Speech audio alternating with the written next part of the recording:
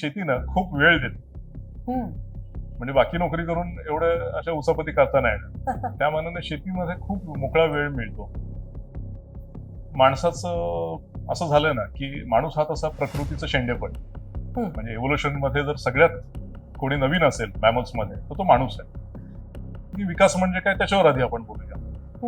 एखादा छानपैकी जुना तलाव आहे तो बुजवून तिथे काहीतरी करायचं आहे म्हटल्यावर त्याला विकास म्हणायचं का? कारण तिथे जे काही हजार पक्षी असणार होते, तिथे वेगवेगळ्या गवताच्या जाती असणार होत्या, त्या सगळ्या नाहीशा होणार आहेत. पण मग आपण थोडंसं इतिहासात डोकवलं तर आपल्याला लक्षात येतं की बटाटा तर बाहेरून आला. हल्ली सोशल मीडियाच्या जमान्यामध्ये अमेझॉनच्या जंगलाला आग लागली आहे किंवा ऑस्ट्रेलियामध्ये आग लागली आहे आणि लोक इथे अश्रू ढाळत असतात लॅपटॉपवरती बसून. आपल्याकडे डॉक्टर पण सांगतात की हा रोज एक सफरचंद खा आणि फिट राहा. त्याच्या विरोधात आम्ही असं म्हणतो की सफरचंद जर इथे पिकत नसेल तर ते इथल्या आजारांवर कसं मदत करेल. तर त्याच्यामुळे जर आजार इथला आहे तर त्याचा उपचार करणारा सुद्धा गोष्ट इथेच निसर्गात उपलब्ध असायला पाहिजे. तो पटकन बोलून गेला की दादा मी इथं राजा आहे हो, मी तिकडे गेल्यावर मला वेटरचंच काम करायचं. ज्या वेळेला आपण आदिवासी कुटुंब म्हणतो ना तर त्यातली माणसं म्हणजे ते कुटुंब हा विचारच चुकीचा आहे. त्यांच्या घरात असलेल्या कोंबड्या, त्यांचा कुत्रा, त्यांची जनावरं, बकऱ्या असतील, गायी असतील, हे सगळं मिळून त्यांचं कुटुंब होत असतं.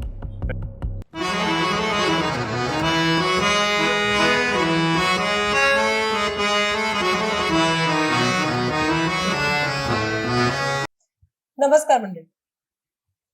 शालेय अभ्यासक्रमामध्ये जेव्हा पर्यावरण हा विषय आपल्याला आला तेव्हा पर्यावरण विषयामधून पर्यावरण संरक्षण, पर्यावरण संवर्धन यासारख्या संकल्पना आपल्यापर्यंत पोहोचल्या. पण संकल्पना फक्त अभ्यासापुरत्या राहिल्या. त्यावर काय करायचं हे मात्र आपल्यापर्यंत कधी पोहोचलंच नाही. आसपास मात्र असे अनेक लोक असतात जे यावर काम करत असतात. तर मी सायली दरेकर आपल्या सगळ्यांचं नावात काय आहे या पॉडकास्टमध्ये पुन्हा एकदा मनापासून स्वागत करते.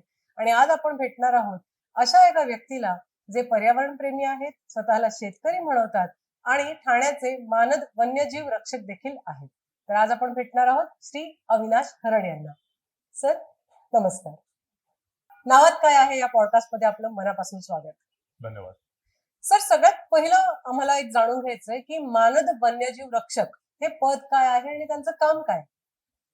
अगदी थोडक्यात आणि गमतीत सांगायचं तर बिनपगारी फुल अधिकारी असं आम्ही एकमेकाला म्हणत असतो सगळ्या wildlife honorary wildlife warden. याची गरज मात्र अशी होती की वन विभागाचे जे कायदे आहेत आणि वन विभागाच्या ज्या अडचणी आहेत त्या कुठेतरी सोडवण्यासाठी सामान्य लोकांमधून कोणीतरी निवडलं जातं आणि त्याला ऑनररी वाईल्ड लाईफ वॉर्डन म्हणून एक पद दिलं जातं. तसं हे कायदेशीर पद आहे आणि याला काही अधिकार आहेत आणि तेवढीच कर्तव्य आहेत. तर त्यामुळे ज्या वेळेला कॉन्फ्लिक्ट असतात किंवा एखादा असा मुद्दा की ज्या वेळेला काहीतरी पॉलिसी निर्माण करायची आहे त्यावेळेला आम्ही सामान्य माणसांचे प्रतिनिधी म्हणून शासनाबरोबर बोलत असतो आणि ज्या वेळेला सामान्य लोकांबरोबर बोलायचं असेल त्यावेळेला आम्ही वन विभागाचे प्रतिनिधी म्हणून बोलत असतो. तर अशी एक छोटीशी पोस्ट आहे.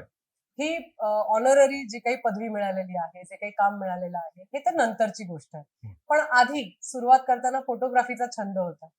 फोटोग्राफीचा छंद तिथपासून ते शाश्वत सहजीवनापर्यंत तुम्ही काम करताय. तर हा प्रवास आम्हाला ऐकायला आवडेल. तसं माझं गाव हे मुरबाड तालुक्यातलं एक जंगलातलं गाव. म्हणजे आजही मी अभिमानाने सांगतो की आमच्या गावाला सगळ्यात मोठं जंगल आहे मुरबाड तालुक्यातलं. तर त्यामुळे लहानपणापासून जंगलाची आवडच होती. एकेकाळी ज्या वेळेला शिकारी कायदेशीररित्या करता यायच्या त्यावेळेला आमच्या घरात शिकारी मंडळी पण होती. शेती संरक्षण बंदुका आमच्याकडे होत्या आणि त्यामुळे जंगलात जायचं हे कदाचित ते डीएनए मध्ये असेल. पण काळ बदलत गेला आणि मग असं झालं की जंगलात जाऊन करायचं काय तर प्राणी बघणं, पक्षी बघणं, नोट्स काढणं हे सुरूच होतं.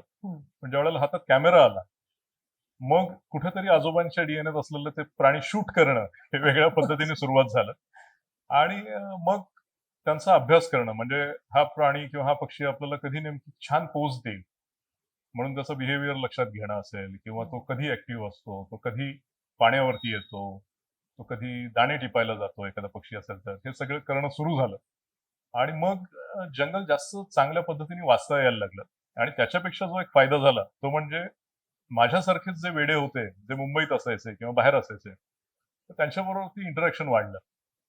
आणि मग हेही कळायला लागलं की आपण जे म्हणत असतो की आपल्याला खूप काही कळतं, तर ते किती फोल आहे आणि किती शिकायचं बाकी आहे. आणि मग अजून थोडंसं ऐकूया, मग आपण पूर्णत्वाकडे जाऊ वगैरे वगैरे, असं करत करत आपण लहान लहान होत जातो. आणि मग अभ्यास चालू राहतो. समाधानाची गोष्ट हीच असते की आपल्याला जे काल नव्हतं माहिती ते आज माहिती आहे. आणि आपल्याला हे माहिती आहे की अजून पुढचे अनेक वर्ष शिकता येईल, एवढं शिल्लक आहे जंगलामध्ये.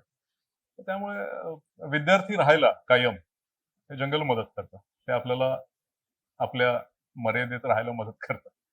आता तुम्ही म्हटलात की तुमचं बालपण किंवा तुम्ही राहिलात जंगल एरियामध्ये, तुमच्या डीएनए मध्ये जंगल आहे.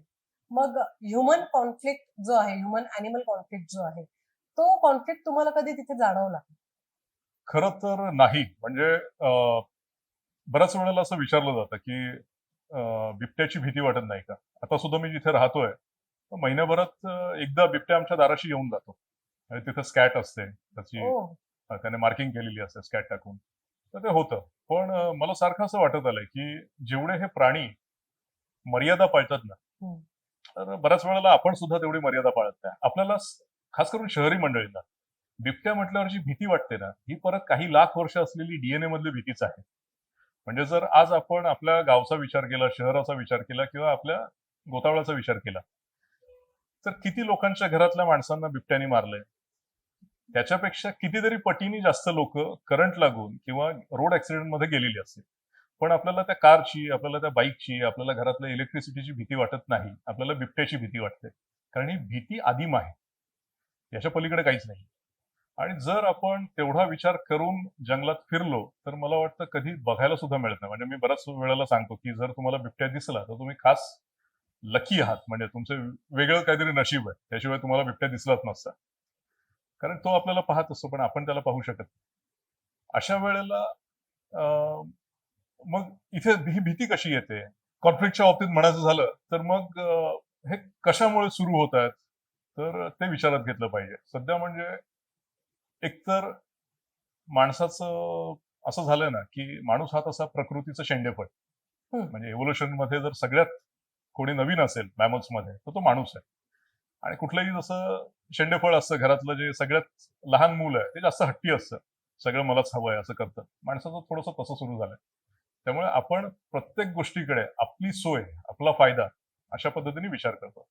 मग आपल्याला पाण्यासाठी मोठे डॅम हवे असतात. मग आपल्याला रस्ते हवे असतात. मग रेल्वे लाईन हवे असतात. आपल्याला आपल्या बिल्डिंगला मोठं कंपाऊंड हवं असतं. पण त्याच वेळेला त्या प्राण्यांच्या रस्त्यामध्ये आपण अडथळे निर्माण करतोय का? याच्यावरती आपण विचार करत नाही. आणि मग ते सैरवैर होऊन आतमध्ये आपल्या मानवी वस्तीत येतं. आता खरं तर जर विचार केला, तर जेवढी लाख वर्ष माणूस या पृथ्वीवर वावरतोय, त्याच्यापेक्षा थोडेसे जास्त ते प्राणी इथे वावरतायत.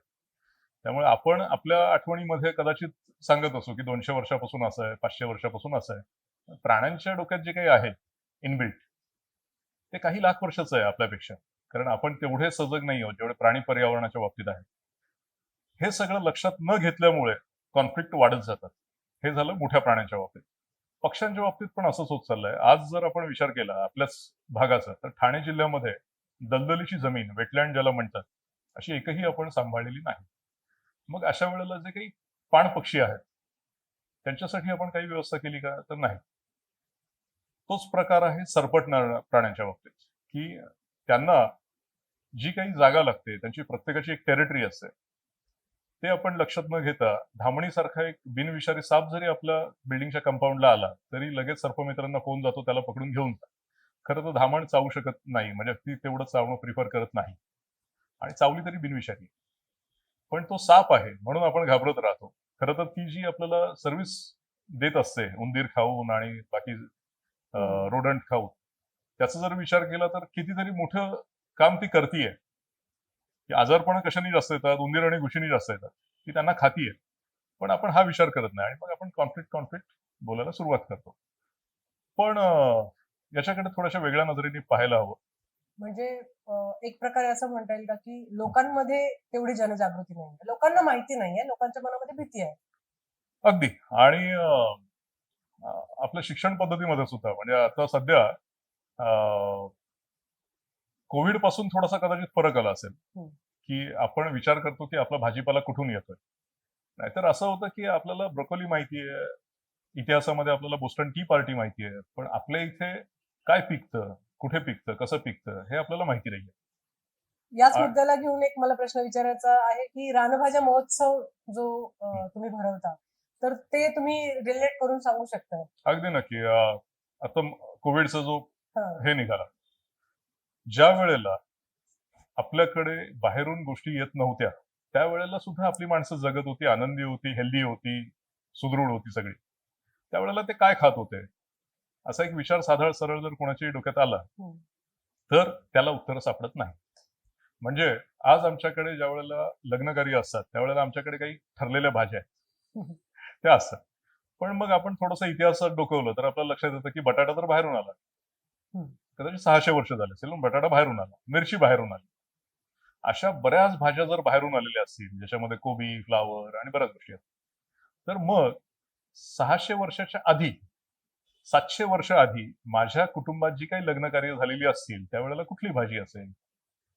आणि हाच जो प्रश्न आहे ना, हा तेव्हा जाणवायला लागतो ज्या वेळेला काहीतरी प्रॉब्लेम येतो. जर भविष्यात एखादा मोठा भूकंप आला किंवा कुठलीही नॅचरल कॅलॅमिटी आली, ज्याच्याने ट्रान्सपोर्ट बंद पडला, तर आपल्याला आजूबाजूला एडिबल काय हे समजून घ्यावं लागेल, हम्म. की काय खाल्लं जाऊ शकतं. आणि मग त्यातून हा विचार आला, की आपल्याकडच्या ज्या भाज्या आहेत, रानभाज्या, जे आदिवासी मंडळी त्या वेळेला काढून खातात, जे सगळ्यात सस्टेनेबल लाईफस्टाईल आहे. तर मग त्याचं डॉक्युमेंटेशन व्हायला पाहिजे. बरं, हे जे ज्ञान आहे, हे आईकडून मुलीकडे जात आहे. हे महिलांनी सांभाळलेलं ज्ञान. बऱ्याच वेळेला पुरुषांना माहिती पण नसतं, की आज पानातली जी भाजी आहे ती कशी बनवली गेली. हम्म. कारण जंगलामध्ये जे काही मिळतंय, ते बनवण्याची पद्धत सुद्धा काही 100 वर्ष कदाचित लागली असतील समजून घ्यायला त्या काळात पण. कारण त्या खवखवणाऱ्या असतात. हो. म्हणजे त्याच्यात कॅल्शियम ऑक्झॅलेट असलं तर अगदी घसा खवखवून सोलून निघतो. मग ते न्यूट्रल कसं करायचं? तर त्याच्यात काकडाची फळं टाकायची आहेत आंबट, किंवा ते नसेल तर कुठला तरी पाला टाकायचा आहे. थोडक्यात केमिस्ट्री ही जर आपण व्यवस्थित कागदावर मांडली, तर आपल्याला खूप छान वाटतं. आपण हुशार असल्यासारखं वाटतं. पण हे ज्या वेळेला आदिवासी बाई करते, तर त्याला आदर दिला गेला पाहिजे. ते समजून घेतलं पाहिजे. ते डॉक्युमेंट झालं पाहिजे. कारण येत्या काळात जर परत कधी असा प्रश्न आला, तर आपल्या स्थानिक माणसांना स्थानिक भागामध्ये मिळणाऱ्या गोष्टी खाता येतील आणि जगताही येईल. हे अगदी एक्स्ट्रीमली म्हणतोय, पण हे फार महत्वाचं आहे. कारण फूड सिक्युरिटी हा येत्या काळातला मोठा मुद्दा असणार आहे. बरोबर. आणि मग ह्याच्यातूनच आम्ही विचार केला, की आता आपण प्रयत्न सुरू करूया रानभाजी महोत्सव घेण्याचा. खरं तर हा सगळा प्रवास जो सुरू झालेला आहे, तो ॲडव्होकेट इंदवी तुळपुळे, ज्या माझ्या जन्माच्या अगोदरपासून मुरबाडमध्ये काम करतात. तर त्यांच्या कल्पनेतून ह्याचा उगम झालेला आहे. आणि मग जास्तीत जास्त त्या लोकांना कसं आपल्यात आणता येईल? कारण आदिवासी आणि आम्ही मंडळी, नाही म्हटलं तरी आम्ही एक दरी बनवून ठेवलेली आहे. मग त्यांच्याशी बोलणं वगैरे जरी झालं, तरी त्यांना उत्साह कसा वाटेल? मग आम्ही स्पर्धा सुरू केल्या, हो. की तुम्ही जास्तीत जास्त भाज्या घेऊन या आणि बनवायच्या वेगळ्या पद्धती आणा. आता सध्या आमच्याकडे ज्यावेळेला स्पर्धा असते, साधारण 40 एक प्रकारच्या भाज्या येतात. वा. एक वर्षी 66 प्रकारच्या भाज्या आल्या होत्या. आणि त्याचं वेगळं कॉम्बिनेशन, ह्याच्यावरती पण आम्ही जरा प्रयत्नपूर्वक लक्ष देतो. कारण एक असा हे सुरू झालेलं आहे कल्याणमध्ये, म्हणजे शहरी भागामध्ये एक असा विचार आहे, की रानभाज्या म्हणजे शुद्ध शाकाहारी छान जेवण. हम्म. हे कुठेतरी छेदलं गेलं पाहिजे. कारण आदिवासी मंडळी जे जगतायत, ते त्यांच्या आजूबाजूला मिळणाऱ्या त्या गोष्टी घेऊन ते जगतायत. आणि त्याच्यामध्ये त्यांच्याकडे शाकाहार आणि मांसाहार असं वेगळं नाही. शाकाहार त्यांना ज्या वेळेला उपलब्ध होतो, त्याची चव बदलवण्यासाठी आणि आवश्यक ज्या गोष्टी आहेत, त्या घेण्यासाठी म्हणून मांसाहार त्याच्यातच मिक्स केला जातो. होतं असं, की आपल्याकडे दुर्दैवाने आपण त्यांच्याकडून अशी अपेक्षा करतो, की नाही त्यांनी शाकाहारीच भाज्या आणल्या पाहिजेत. आणि म्हणून आम्ही आमच्या कार्यक्रमामध्ये सांगतो, की नाही असं काही नाहीये. आपण बोर्ड लावून ठेवू तिथे, की ही मांसाहारी भाजी आहे, ही शाकाहारी आहे. त्यामुळे जे शाकाहारी खाणार असेल त्यांनी शाकाहारीच खावी. पण त्यांचं जो ज्ञान आहे, त्याचा अनादर होता कामा नये. ज्या पद्धतीने ते जगत आले आणि आपल्यापेक्षा खूप स्वास्थ्यपूर्ण असे जगत आलेले आहेत. तर ते समोर यावं असा प्रयत्न आहे सगळा. तर त्यातून हा कार्यक्रम सुरू झाला. हिरव्या देवाची यात्रा. हिरवा हा त्यांचा देव आहे. जर 100 वर्षापूर्वीचं आपण डॉक्युमेंटेशन बघितलं, तर जे आताचे देव आहेत, जे आपण बाकी सवर्ण हिंदू समाज वापरतो, ते आदिवासींमध्ये बघायला मिळत नाही. त्यांचे देव वेगळे आहेत. एक ब्रिटिश अधिकारी होता, एन्थोवेन नावाचा. त्याने साधारण 100 वर्षापूर्वी, 110 वर्षापूर्वी त्याचं डॉक्युमेंटेशन करून ठेवलं. आणि मग आपल्याला लक्षात येतं की त्यांच्या ज्या बिलीफ आहेत ना देवाच्या बाबतीत सुद्धा त्या एवढ्या चांगल्या आहेत की त्या रियालिटीमध्ये प्रॅक्टिकली त्या खूप महत्वाच्या आहेत. तर मग हे सगळं तसंच मांडलं जावं, ज्याला जे घ्यायचं ते घेईल. आणि म्हणून त्या कार्यक्रमाचं नावाचं मी हिरवा देव, हिरव्या देवाची यात्रा असं ठेवलं. आणि तो जवळजवळ आता 14-15 वर्ष सुरू आहे. फॅन्टॅस्टिक. म्हणजे आपण हिरव्या देवाची यात्रा हे जे काही महोत्सव आहे हा तसा स्थानिक लेवलचा कार्यक्रम असा म्हणता येईल. तर तुमचा जो एक कॉन्सेप्ट आहे ग्लोबल ते लोकल हा त्याला धरूनच आहे का? अगदी नक्की. कारण काय होतं, आपल्याकडे डॉक्टर पण सांगतात की हा रोज एक सफरचंद खा आणि फिट राहा. त्याच्या विरोधात आम्ही असं म्हणतो की सफरचंद जर इथे पिकत नसेल तर ते इथल्या आजारांवर कसं मदत करेल. तर त्याच्यामुळे जर आजार इथला आहे तर त्याचा उपचार करणारा सुद्धा गोष्ट इथेच निसर्गात उपलब्ध असायला पाहिजे. आणि हे फक्त आजार आणि उपचार याच्याबद्दल नाहीये. तर तुमचं राहणं खाणं, तुम्हाला जाणवणारं वातावरण, म्हणजे आजूबाजूला जे काय आहे, पडणारा पाऊस असेल किंवा थंडी असेल, या सगळ्या गोष्टी लोकलीच आपल्यावरती अफेक्ट करत असतात. आणि त्याच्यामुळे माणसं जेवढी सजग होतील आजूबाजूच्या सगळ्या परिसराबद्दल तेवढं चांगलं असणार आहे. रानभाज्यांचं त्याच्यातच आहे. त्याच्याच बरोबर आपला स्थानिक इतिहास, आपलं स्थानिक पर्यावरणाचा आपल्याशी असलेला संबंध, या सगळ्या गोष्टी ह्या खूप महत्वाच्या आहेत लोकली. म्हणजे कधी कधी आम्ही हसत पण असतो की हल्ली सोशल मीडियाच्या जमान्यामध्ये अमेझॉनच्या जंगलाला आग लागली आहे किंवा ऑस्ट्रेलियामध्ये आग लागली आहे आणि लोक इथे अश्रू ढाळत असतात लॅपटॉपवरती बसून. पण त्याच्याच बरोबर बाजूला आपल्या खिडकीतून दिसणाऱ्या टेकडीवरती एखादी आग लागलेली असते आणि आपल्याला डोक्यात येत नाही की आपण आता हा लॅपटॉप बंद करावा आणि तिथे जाऊन ती आग विझवावी. तर ह्या गोष्टी बदलल्या पाहिजेत. आपण जास्त आपण ग्लोबल झालो. आपण उगाचच्या उगाच जास्त ग्लोबल झालो. आपण लोकल असायला पाहिजे. कारण ते जास्त अफेक्ट करतं आपल्याला. आणि त्याच्यामुळे सगळ्या गोष्टी ह्या लोकलीच विचार करत करत आपण मोठं होत गेलं पाहिजे. आणि मग ग्लोबली जर जमत असेल, झेपत असेल तर ग्लोबली विचार करावा. सुरुवातीला आपल्या इथल्या अडचणी, त्याच्यावर समाधान, आपल्याला असलेल्या संधी जगण्यामधल्या, की आपल्याला एक समाधान लागतं ना, आपण काहीतरी चांगलं काम करतो. हे सगळ्या लोकली अवेलेबल आहे. तर त्याच्यामुळे ग्लोबल ते लोकल याच्यामध्ये लोकलच फार महत्वाचं आहे. दुर्दैवाने त्याच्याचकडे जास्त दुर्लक्ष झालंय आतापर्यंत. मग स्थानिक स्तरावर आपण जसं बिबट्याबद्दल मगाशी बोललो, तर स्थानिक स्तरावर जे काही वन्यजीव प्राणी आहेत किंवा कुठल्याही प्रकारचे प्राणी आहेत, त्याचं जे प्रकृती रेस्क्यू सेंटर तुमचं जे आहे, तर ते हेच काम करतं का स्थानिक स्तरावरच्या प्राण्यांसाठी? अगदीच नक्की. पण थोडंसं त्याच्याही पलीकडे जाऊन पण आपल्याकडे काम होतं. आमचं जे रेस्क्यू सेंटर आहे, जे मुरबाड तालुक्याच्या मासले ग्रामपंचायतमध्ये आहे. तर आम्ही संपूर्ण ठाणे जिल्ह्यातल्या आलेल्या प्राण्यांची काळजी तर घेतोच. वन विभागाकडे जे प्राणी येतात त्याची काळजी तर घेतोच. पण मुंबई एअरपोर्टला जे स्मगलिंगमध्ये प्राणी पकडले जातात ते सुद्धा सगळे प्राणी आपल्या रेस्क्यू सेंटरला येतात. कारण गोष्ट अशी आहे की जगामधले जे 5 इलिगल ट्रेड आहेत त्याच्यापैकी एक वाईल्ड लाईफ ट्रेड आहे. तर त्यामुळे आपल्याकडे हजारो कोटींचे प्राणी हे येत असतात एअरपोर्टला. त्यांची स्मगलिंग सुरू असते. ज्या वेळेला असे प्राणी सापडतात तर त्यावेळेला त्यांना ठेवायची जागा कुठे? मग अशा वेळेला आपल्या रेस्क्यू सेंटरला ते प्राणी आणले जातात आणि मग त्याच्यानंतर त्यांची पुढची व्यवस्था केली जाते. म्हणजे अगदी सांगायचं तर साधारण 2021 मध्ये आपल्याकडे एका दिवशी 1000 प्राणी आलेले होते मुंबई एअरपोर्टहून. आणि ती त्यावेळची सगळ्यात मोठी खेप होती. तर ती पकडल्यानंतर ती आपल्याकडे आली होती. साधारण 2.5 दिवस हे प्राणी सगळे आपल्याकडे होते. मग ही सगळी सोय आपल्याकडे आहे? हो, आपल्याकडे आपलं रेस्क्यू सेंटरच आहे. ते जवळ 3.25 एकरामध्ये आहे. या भागातली सगळ्यात मोठी फ्लाईट केज ही आपल्याकडे आहे. म्हणजे ज्या वेळेला मोठे पक्षी इथे रेस्क्यू होतात, उदाहरणार्थ गिधाड, तर ते बरं झाल्यानंतर त्याला सराव लागतो. जसं आपल्याला फिजिओ लागतं तसं पक्ष्यांना सुद्धा लागतं. कारण बाहेर जर त्यांना मोकळं सोडलं तर कावळे त्यांना मारून टाकतील. मग अशा वेळेला त्यांना सेफ सिक्युअर जागा काय, तर 80 फुटाची आपली फ्लाईट केज आहे, जी 20 फूट उंच आहे, 20 फूट रुंद आहे. त्यात ते प्रॅक्टिस करतात आधी छानपैकी उडायची. ज्या वेळेला फॉरेस्ट डिपार्टमेंटला असं वाटतं की हा आता फिट आहे उडायला, त्याच्यानंतर ते रिलीज होतात. ही सगळी व्यवस्था आपल्याकडे आहे. त्याच्याच बरोबर सस्तन प्राणी जे आहेत ते रेस्क्यू होत असतात. कारण अजूनही ना निसर्गाचा जो चिवटपणा आहे आणि आपल्या ह्या परिसरावर असलेलं जे काही निसर्गाचं प्रेम आहे ते अजून टिकून आहे. म्हणजे आज 6 महानगरपालिका या आपल्या आजूबाजूला आहेत. आज आपण कल्याणमध्ये बसून बोलतोय आपल्या आजूबाजूला 6 महानगरपालिका आहेत. अक्षरशः कोट्यवधी लोक आपल्या आजूबाजूला आहेत. कारण ठाणे जिल्हा हा भारतातला सगळ्यात घनदाट लोकवस्ती असलेला जिल्हा आहे. हम्म.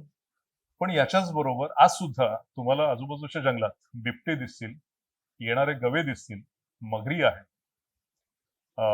बाहेरून येणारे पक्षी म्हणजे त्यात फ्लेमिंगो असेल, मास्क बुबी असेल किंवा गिधाडं असेल ज्या हिमालयातून येतात, हे सगळं आपल्याला इथे बघायला मिळतं. तर तसं म्हटलं तर आपण नशीबवान आहोत. तर ह्या सगळ्या प्राण्यांचा ज्या वेळेला काही त्रास होतो त्या प्राण्यांना आपल्याच गर्दीमुळे, त्यावेळेला सेवा करायची संधी आपल्याला मिळते. तर ह्या सगळ्या गोष्टी आपण प्रकृती रेस्क्यू सेंटरमध्ये आपण करण्याचा प्रयत्न करतो की हे प्राणी पुन्हा त्यांच्या अधिवासात जातील, असा हा प्रयत्न आहे. आता तुम्ही जो शब्द वापरला अधिवास, हम्म. तर अधिवास जितका महत्वाचा आहे तितकाच त्यांचा भ्रमण मार्ग सुद्धा, कॉरिडॉर सुद्धा. तर या कॉरिडॉर बद्दल पण लोकांना माहिती नसतं. सरकारकडनंही अनेक गोष्टी होत असताना त्या कॉरिडॉरकडे सहसा दुर्लक्षच झालेलं बघायला मिळालं. तर त्याबद्दलचा तुमचा अनुभव काय? जसं आपल्याकडे पारसी कम्युनिटी बद्दल सांगितलं जातं की त्यांनी छोट्याशा कम्युनिटीमध्ये लग्न संबंध सुरू ठेवले आणि त्यांचं जीन पूलमुळे त्यांच्यामध्ये त्रास व्हायला लागला.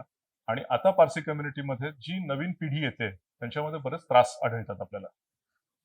सेम हाच प्रकार हा प्राण्यांमध्ये सुद्धा असतो. तर त्याच्यामुळे आपण फक्त जर असा विचार केला की आपल्या आजूबाजूला मोठी मोठी अभयारण्य किंवा नॅशनल पार्क आहे, संजय गांधी नॅशनल पार्क आहे, किंवा इकडे तानसा वाईल्ड लाईफ सँच्युरी आहे, तिकडे भीमाशंकर वाईल्ड लाईफ सँच्युरी आहे, म्हणजे सगळं आलबेल आहे, तर असं नाही.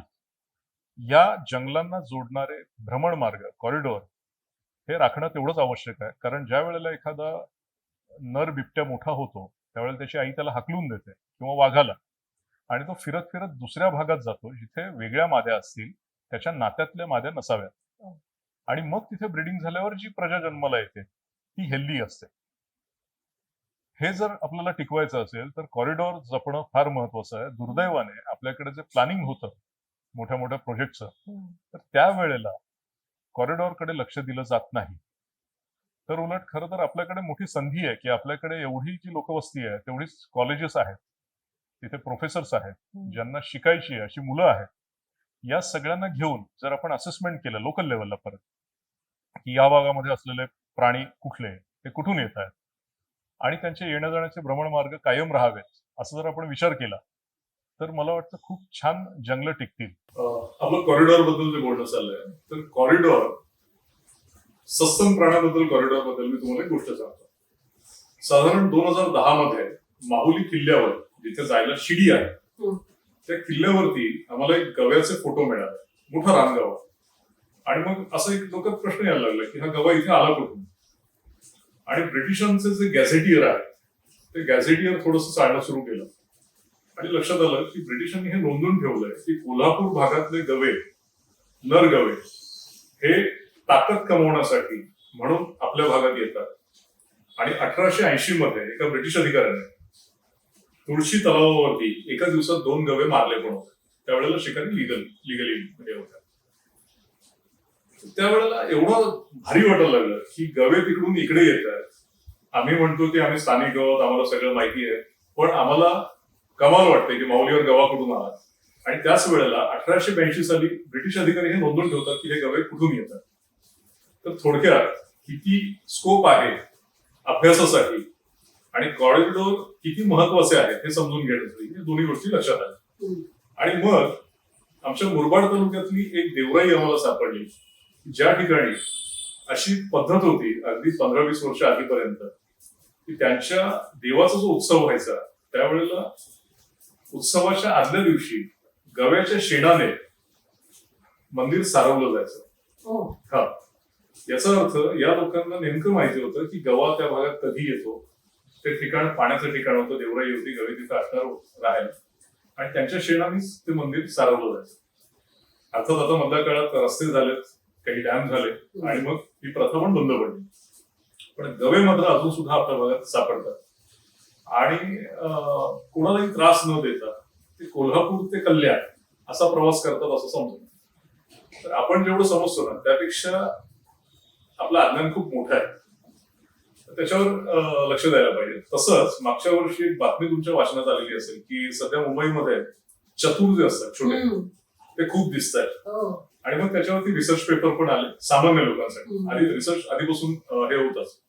आणि मग लोकांना कमाल वाटली की एवढासा चतुर हा मुंबईतून उडून सरळ आफ्रिकेत जातो. ओ बापरे. तर ह्या गोष्टी आहेत, आजही चालू आहे. त्यामुळे कधी कधी मला कमाल वाटते की इथली मुलं म्हणत असतात की आम्हाला पीएचडी करायचंय, पण आम्हाला इथे काही विषय सापडत नाही, आम्ही बाहेर जाऊ तर आपल्या इथे भरपूर गोष्टी आहेत. म्हणजे स्थानिक फोक कल्चर पासून तर पर्यावरणातलं जर या विषयात गेलं, झोलॉजी आणि बॉटनी कुठल्याही विषयात जा, प्रचंड काम करायची गरज आहे. आणि त्याच्यातला एक भाग फक्त हा कॉरिडॉर, म्हणजे त्या अनुषंगाने मी तुम्हाला या गोष्टी सांगितल्या. तर या गोष्टीवरती लक्ष दिलं पाहिजे. पण दुर्दैवाने आता सुद्धा आपण नवीन मार्ग, त्यात बुलेट ट्रेन असेल किंवा मग समृद्धी असेल किंवा आता जे 2-4 नवीन रस्ते होतात, त्यावेळेला आपण कॉरिडॉरकडे लक्ष द्यायला पाहिजे. नाहीतर आपली मोठं हेरिटेज आपण गमावणार आहोत. 2005 मध्ये जो पूर आला होता त्यावेळेला मला वाटतं तुम्ही रायता विभागामध्ये तिकडे राहत होतात आणि तिथे 4 जणांना तुम्ही रेस्क्यू केलं होतं. आणि ते रेस्क्यू केल्यानंतर तुमची जी अश्वमेध प्रतिष्ठान ही संस्था आहे त्या संस्थेबद्दल लोकांना बऱ्यापैकी समजलं. तर 2002 मध्ये स्थापन झालेली अश्वमेध नेमकं कशासाठी काम करते आणि काय काम करते? 2002 मध्ये कॉलेज संपत आलं होतं हम्म, आणि त्यावेळेला आपली जी काही सगळी मंडळी आहेत हम्म, त्यांनी काहीतरी कारणासाठी एकत्र आलं पाहिजे वगैरे वगैरे, जसं आपण कॉलेजमध्ये असताना ठरवतो की आपण काहीतरी एकत्र करूया. हम्म, त्यातून अश्वमेधची सुरुवात झाली. सुरुवातीला हे रजिस्टर्ड मंडळ वगैरे असं काही नव्हतं. हम्म, आम्ही एक नाव ठेवून दिलेलं. आणि त्यात सुद्धा असं की आपल्या भागात जो नाणेघाट आहे 2000 वर्ष जुना, हम्म. त्या ठिकाणी अश्वमेध यज्ञाबद्दल काही काही लिहिलेलं आहे. ओके. आणि म्हणून अर्थात आता अश्वमेध बद्दल माझ्या कल्पना फार वेगळ्याच आहेत यज्ञ वगैरे असल्यामुळे, पण त्यावेळेला हे नाव आवडलं आणि अश्वमेध अगदी चौखूर उधळायचं चारी दिशांना, असा विचार करून आम्ही ही संस्था स्थापन केली. सुरुवातीला तर जी काही सगळ्यांना अडचणीत असते कॉलेजच्या मुलांना, आर्थिक चणचण, हम्म, त्याच्यावर आम्ही पहिलं काम केलं की Okay. सगळ्यांनी मिळून गणपतीचे डेकोरेशन बनवणं, त्यातून एक रक्कम जमा करून ठेवायची. हम्म, जर कोणाला काही अडचण असेल तर त्याला ते पैसे उचलून वापरायला द्यायचे. म्हणजे जी पतपेढी एखादं काम करते तसं आमच्या कामाची सुरुवात झाली होती. आणि ते असताना मग थोडंसं फिरायला जायचं कमीत कमी खर्चामध्ये. हम्म. म्हणजे अगदी माऊलीला जायचंय, माऊली किल्ल्यावर, तर सायकल घेऊन जाऊया, म्हणजे पैसे वाचले. बरं. असले सगळे उद्योग सुरू होते. 2005 मध्ये आमचा जो रायता गाव होता हा पाण्याने वेढला गेला. अगदी गावाला बेटाचं स्वरूप आलं. त्यामुळे जी काही मदत आहे ती आम्हीच करणार आहोत ही जबाबदारी पहिल्यांदा जाणवली. हम्म, की इथे आता बाहेरून कोणीच येणार नाहीये. त्यावेळेला एनडीआरएफ वगैरे फार तेवढं ताकदीचं पण नव्हतं. हम्म, तर मग इथल्या लोकांना आपणच वाचवणार आहोत, इथल्या जनावरांना आपणच वाचवणार आहोत, ही जबाबदारी आपली आहे, कर्तव्य आहे, असं करून आम्ही जे कॉलेजच्या दिवसात पोहायला जायचो हं, आणि मजा करायचो, तर ते स्किल इथे आम्ही वापरलं. हम्म. आणि मग त्यावेळेला जनावरं जी गोठ्यामध्ये बांधलेली होती त्यांना ते सोडून आणण्यापासून तर वाहून चाललेलं सामान वाचवणं, लोकांना काढणं वगैरे सगळे उद्योग केले. हं. आणि त्याच वर्षी असं लक्षात आलं की बाजूला जी गणपती विसर्जनची साईट आहे 5व्या मैल म्हणून जो गाव आहे, तिथे दरवर्षी 4-5 माणसं हाकनाक मरतायत ओ, पाण्यात बुडून. हम्म, तर मग आता पुरामध्ये 26 जुलैला आपण वाचवलंय, तर हम्म. मग सप्टेंबरमध्ये गणपतीमध्ये पण वाचवू शकतो, हम्म, असा विचार करून आम्ही तिथे गेलो. हम्म. रायत्यालाच आमच्या रोडवरती एक टायरवाला होता, त्याच्याकडून एक ट्यूब घेतला, घरातली कपडे वाळत घालायची रस्सी बांधून सोडून तिकडे घेऊन गेलो. ओ, आणि पहिल्याच दिवशी आम्हाला 4 जणांना वाचवायची संधी मिळाली. हम्म, 4 जणांना वाचवलं. त्यावेळेला योगायोगाने तिथे मुरबाड तालुक्याचे तहसीलदार साहेब आलेले होते. हम्म. कराड साहेब त्यावेळेला तहसीलदार होते. त्यांनी लगेच आमचं कौतुक केलं, आमचा एक सत्कार पण नंतर होऊन गेला. वा. आणि मग असं झालं की आता ही सगळी जबाबदारी आपलीच आहे. आणि सत्कार मग झाला म्हणजे आपल्या हो, आता करणं भाग आहे. आता लोक भाग आपल्याला आहे. त्याच्यामुळे ओळखतात. हम्म. मग आपली ओळख आपण टिकवली पाहिजे. हा. आणि मग ही सुरुवात झाली. दरम्यानच्या काळात जर रोड ऍक्सिडेंट झाले तर त्या लोकांना उचलायला गेलं पाहिजे. ओ, बरं, आपल्यावर जर कधी अशी अवस्था आली हम्म, की आपला ऍक्सिडेंट झालाय, तर आपण एकमेकाची काय मदत करू शकतो? मग आपण ब्लड तर नक्की देऊ शकतो. हम्म. मग रेग्युलर ब्लड डोनेशन का नाही करायचं? मग आम्ही रक्तदान शिबिरं भरवायला सुरुवात केली.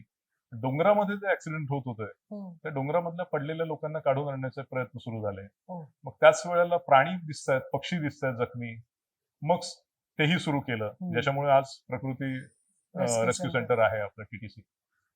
ते सगळं झालं. मग त्याच्याच बरोबर आता आपण मुलांना काहीतरी सांगितलं पाहिजे, त्यासाठी आपण वाचन केलं पाहिजे. मग आपण पुस्तकं जरा जमा करूया. मग आता पुस्तकं जमा झालेत, मग लायब्ररी करूया. हो. मग लायब्ररीमध्ये मुलं येत नाहीयेत कारण त्यांना वस्तू बघायला आवडतात वाचण्यापेक्षा. हम्म. मग संग्रहालय सुरू करूया. अशी सगळी कामं वाढत चालली आहेत. हो. आणि आता आपण आपल्या आदिवासी मंडळींसाठी कायदेविषयक सल्ला आणि मदत केंद्र सुरू केलेलं आहे. हम्म. ऍक्सिडेंट मधल्या लोकांना ज्या गोष्टी लागतात, वॉकर असेल, व्हीलचेअर असेल, कमोड चेअर असेल, हम्म. तर त्या नाममात्र शुल्कामध्ये उपलब्ध करून आपण मुरबाड तालुक्यात देतोय, वा. की जे पहिलं अशा पद्धतीचा उपक्रम आहे. कारण आजपर्यंत मुरबाड तालुक्यात जर असं काही लागलं तर मिळत नव्हतं. मग तिथे कल्याण किंवा डोंबिवलीत जायला लागायचं.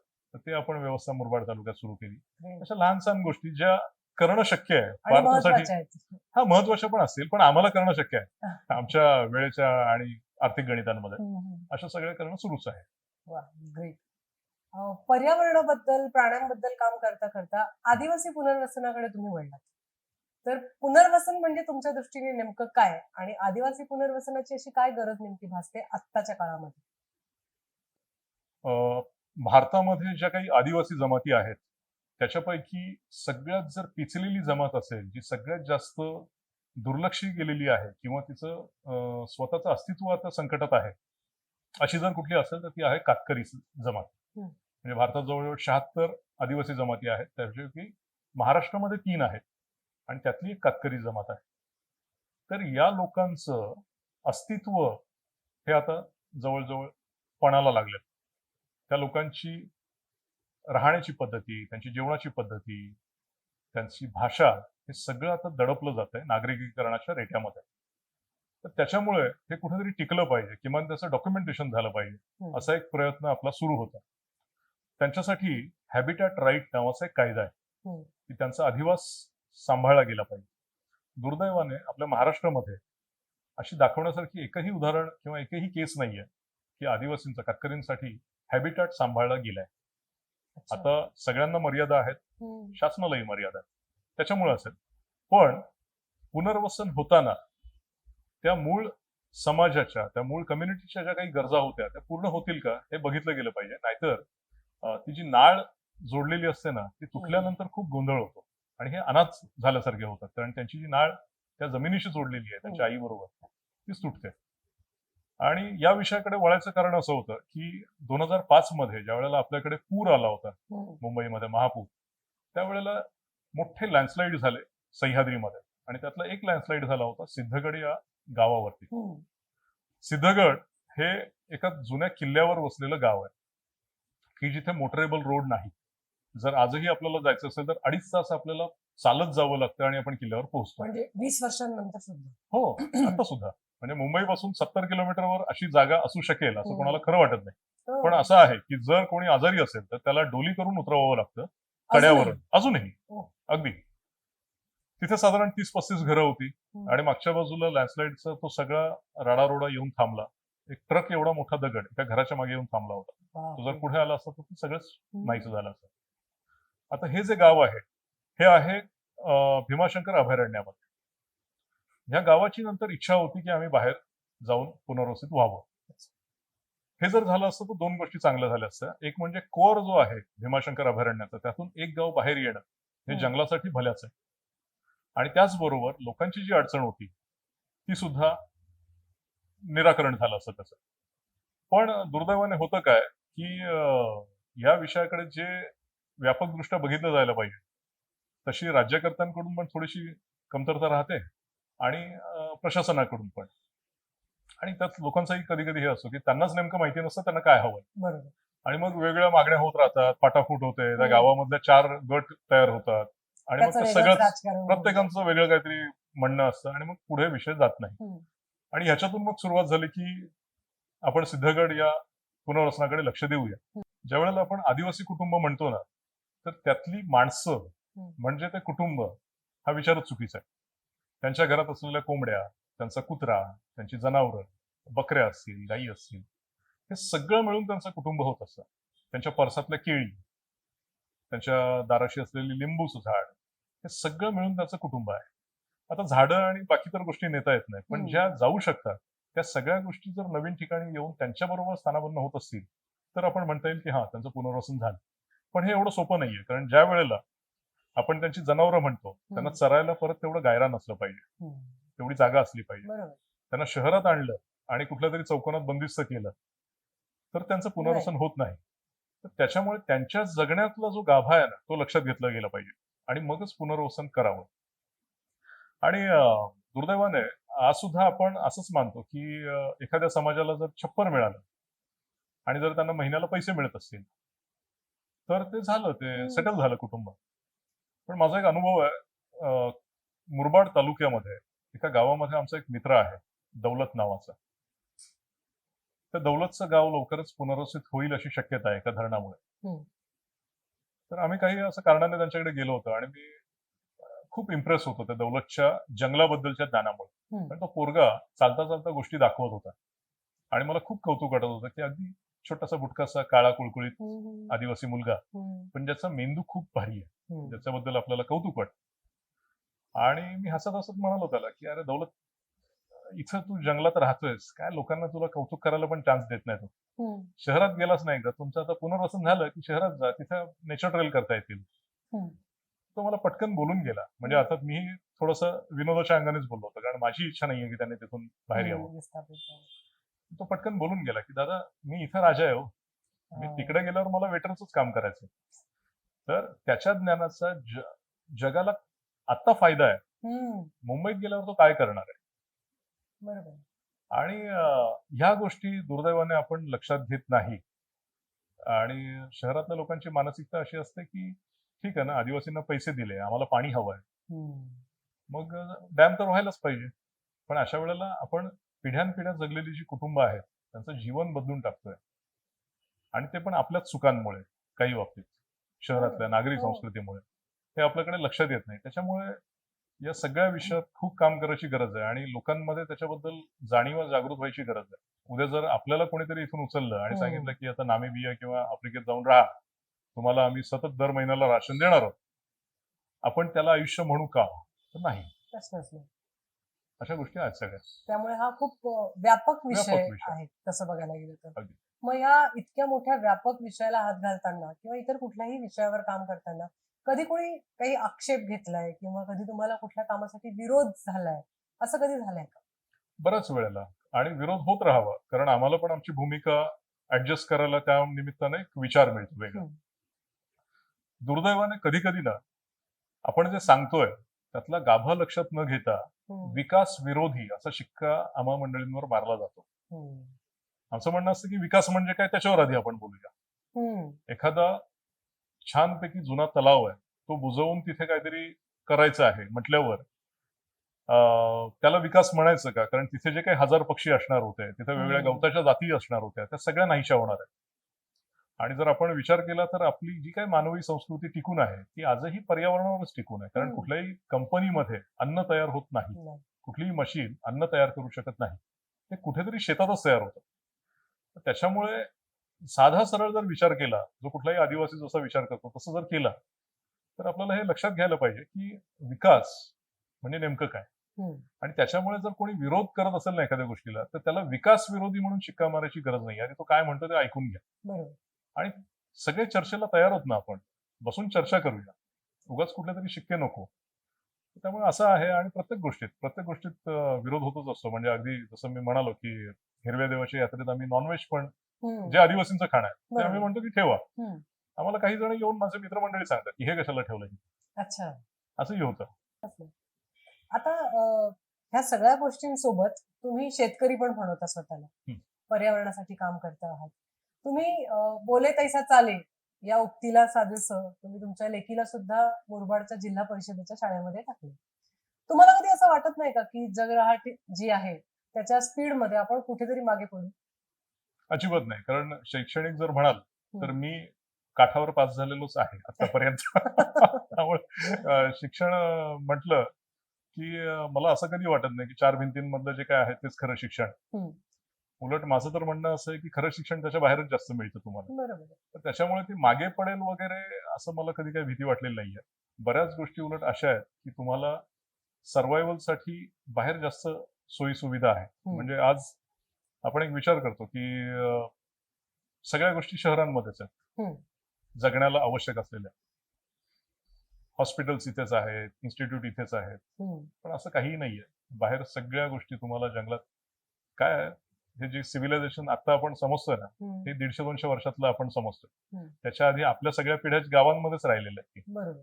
तेव्हा काही कमी पडत नव्हतं. तर त्यामुळे तसं नाहीये. आणि शेती हा एक असा विषय आहे की जो आवडीचा पण आहे, कारण आमचं कुटुंब सगळं शेतकरीच. त्यामुळे पिढ्यानपिढ्या आम्ही शेतीच केलेली होती. फक्त माझे पिताश्री, आमचे पप्पा, हा. हे शिकले आणि त्यांनी बाहेर नोकरी केली. ओके. पण आता त्यांचंही मत असंच आहे की गावातच जास्त मजा आहे म्हणून. ओके. तर तेही आहे. आणि ही शेती ना खूप वेळ देते. हम्म. म्हणजे बाकी नोकरी करून एवढं अशा उसापती करता नाही येणार. त्या मानाने शेतीमध्ये खूप मोकळा वेळ मिळतो. प्रयोग करायला तिथे आहे, संधी आहे. संधी आहे. हम्म. त्याच्यामुळे शेती करतोय आपण. शेती मला करायला आवडते. मग तुमच्या दृष्टीने सक्सेसफुल होणं म्हणजे काय? मला असं बिलकुल वाटत नाही की सक्सेस म्हणजे मी जो समजतोय तो दुसऱ्यांनी पण समजावा. त्याची काहीतरी गणितं वेगळी असू शकते. बरोबर. पण माणूस जर समाधानी असेल आपण जे करतोय त्याच्याबद्दल, आणि हम्म. अजून एक पाऊल पुढे टाकूया ह्याच याच्यामध्ये, असं जर असेल तर सध्या जे आहे ते सक्सेस आहे. वा. म्हणजे Great. प्रत्येकाचं मोजमाप वेगळं आहे. वेगळं वेगळं. प्रश्नच नाही. आणि आता या वर्तमानात सुद्धा तुम्ही स्वतःला जर सक्सेसफुल समजत असाल तर दॅट इज सक्सेस. आमच्या पॉडकास्ट मधला एक अगदी नेहमीचा पण महत्वाचा प्रश्न, नावात काय? खरंच नावात काय आहे? की फक्त आपण आपल्या सोयीसाठी काहीतरी एक त्याला आयडेंटिफिकेशनचा एक मार्क दिलाय. त्याच्या पलीकडे तसं काहीच नाहीये. त्यामुळे नावात विशेष काही आहे असं नाही. आपली समज बनवण्यासाठी आपल्या कुवतीनुसार आपण एक गोष्ट ठरवतो, त्याला आपण नाव म्हणतो. त्याच्या पलीकडे काय वाटत नाहीये. ते खूप मोठं असू शकतं. उलट आपण काहीतरी नावात अगदीच त्याला छोटं छोटं करायचा प्रयत्न करतो, बांधून ठेवलं. बांधून ठेवायचा प्रयत्न करतो. तसं काही नाहीये. ग्रेट. खूप काही मोठं असू शकेल. तर आज सर आपण इथे ग्लोबल ते लोकल हा कॉन्सेप्ट जर लक्षात घेतला तर आपण रानभाज्यांपासून प्राणी आणि पक्षी आणि इतर अनेक गोष्टींबद्दल आज बोललेलो आहोत. आदिवासी पुनर्वसनाबद्दल पण बोललो आहोत. तर इकोसिस्टम म्हणजे पर्यावरणाबद्दल बऱ्यापैकी लोकांपर्यंत बरीच माहिती पोहोचली. तर आज तुम्ही आमच्या या नावात काय पॉडकास्ट मध्ये आलात आणि आमच्यासोबत आपली माहिती, आपला सगळा अनुभव शेअर केलात, त्यामुळे त्यासाठी खूप खूप धन्यवाद. धन्यवाद. नावात कायचा हा एपिसोड पूर्ण पाहिल्याबद्दल खूप खूप धन्यवाद. अशाच प्रकारच्या दर्जेदार कंटेंटसाठी आम्हाला नक्की फॉलो करा. आणि हो, लाईक, कमेंट आणि सबस्क्राईब करायला विसरू नका आपलं मराठी युट्यूब चॅनल 14 खडी. आपली स्टाईल, आपली भाषा.